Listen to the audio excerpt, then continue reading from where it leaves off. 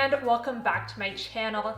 If you're new here, my name is Kate, I'm a health coach and I post videos on a high-fat, nutrient-dense way of eating.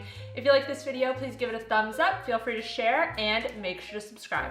And make sure to follow me on Instagram, Twitter, and Facebook where I share new posts every single day. So today is going to be a bit of a different video. We are going to be making bone broth, beef bone broth specifically, in the pressure cooker.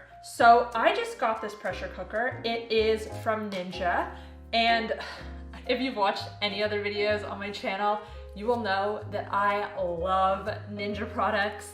I have the Ninja Foodie Grill, and I use that as an air fryer. I have a Ninja blender, which is just back there. I also have the Ninja food processor. So I wanted to get this one because, well, I have a slow cooker and I usually make bone broth in the slow cooker, but that takes anywhere from 24 to 48 hours to finish. And when you're making bone broth in the slow cooker, your whole house smells like meat. And it smells like that for the full 48 hours. So with a pressure cooker, you can cut down the time. It only takes an hour and a half to make bone broth. So 48 hours or an hour and a half? Seems like a no-brainer. So I figured if I got this pressure cooker, that would not only replace my slow cooker, but also my air fryer, because you can air fry in this. And the Ninja Foodie Grill, it's great. I love it. It has a whole bunch of different features. You can air fry, bake, dehydrate, grill. One last one I can't remember, but I really only use the air fry feature. So I figured if I get this, then that can replace the Foodie Grill and also replace my slow cooker. I mean, it's pretty massive, but so far this has been well worth the money. But anyways, let's get into the recipe. All you need for this recipe is 1 to 2 kilo of beef bones. So you want to get either meaty bones or marrow bones or some combination of the two. And then you just need 1 to 2 tablespoons of apple cider vinegar. This helps to extract the nutrients out of the bones. And finally, you just need water, preferably filtered water. The first step is optional. I find the bone broth becomes a lot more flavorful if you roast the bones first. So what I do is I put the bones in the oven at 200 degrees Celsius for 30 minutes. Make sure to plug your pressure cooker in. That's pretty important. I'm just going to take my bones out of the oven.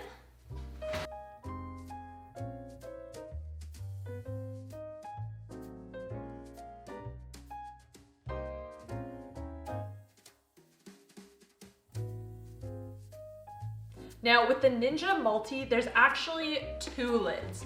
So there's this lid that is attached with a hinge to it, and then there is another lid that is detached. This one that is attached is for air frying and I think pretty much everything except for pressure cooking. And this is the pressure cooker lid.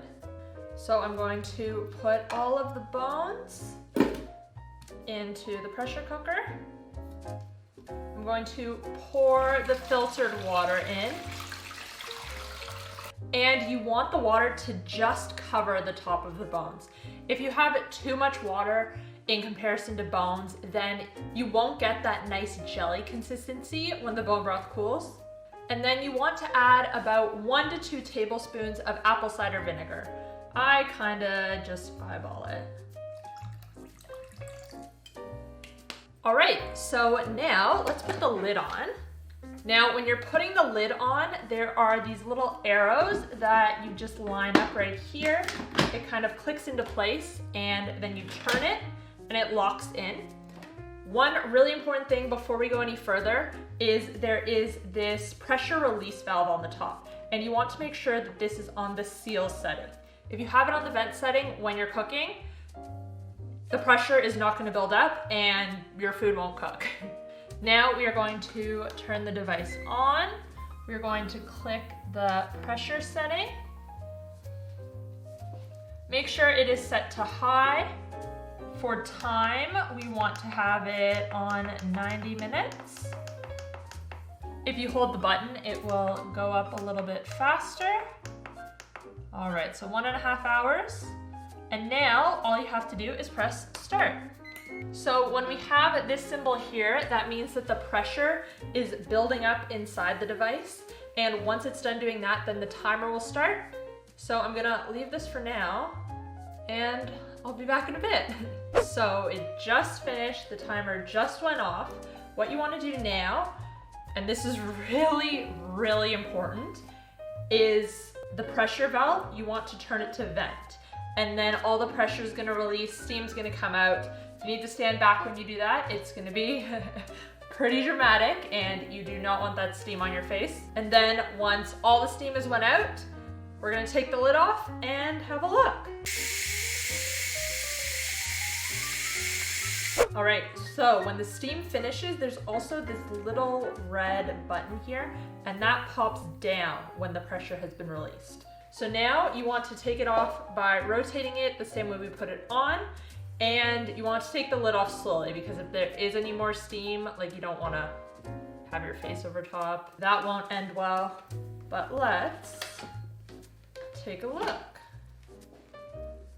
Well, that looks pretty good to me. So now what you can do is either strain it, wait for it to cool a little bit, then use some oven mitts and pour it through a strainer, or you can just take out the bones without using a strainer, which is what I'm gonna do because I find I always make the biggest mess when I try to pour it through a strainer. So I'm just gonna take the bones out.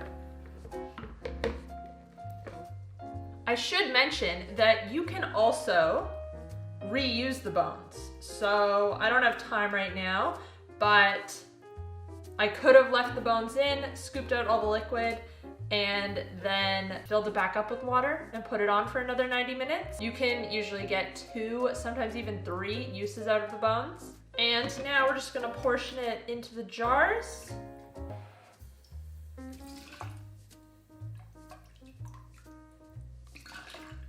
So you can drink this as is, you can use this in cooking. One of my favorite things to do is to slow cook meat in bone broth, and this device also has a slow cook setting, but I could use the pressure cooking setting as well now. I'm going to finish this off and then let the bone broth cool. Once it's cooled, I'm going to store it in the fridge, and tomorrow I will just show you guys quickly what it looks like when it's cooled down and the consistency, because the collagen from the bones makes the broth have a jello-like consistency when it's been cooled. It's the next day now, so the bone broth, I let it cool first, and then I sealed the lids and put them in the fridge. And here we go, this is the final product. So in the fridge, you can store it for around a week, maybe a week and a half. You can also put it in the freezer, and if you do that, it'll last months. So now it's obviously cooled down. At the top, you can see there's this thick layer, and this is actually beef tallow. So you can take this portion out, put it in a different jar, and use it for cooking. And when you want to use the bone broth, all you do, pour it in a pot and heat it up. And you can drink it as is, use it in your cooking, make soups. There are so many different ways to use bone broth. Anyways guys, that's all I have for you today. I hope you enjoyed this video. It was very different from my other videos. I've never done a recipe one like this before. So if you did enjoy it, give this video a thumbs up and leave me a comment down below telling me you want to see more of these videos. I really appreciate your comments. They support my channel and they boost engagement. So if you want to support me, a really, really easy way to do so is to just say hi down below. And also let me know if you liked this style of cooking videos, because I actually do have a separate channel called Kate's Cookbook, which I haven't posted on for a while, but on that channel I was just doing 60-second recipes, so no chit chat, just music playing, doing the recipes. And yeah, let me know if you like that style better or this style better. If you did enjoy this video, you might also enjoy my video on the top collagen-rich foods. You can find it here. If you want to catch up on my most recent upload, you can find that right here. And if you want to check out my keto and carnivore diet coaching programs, you can do so here. Thanks again, guys. I'll see you next time. Bye.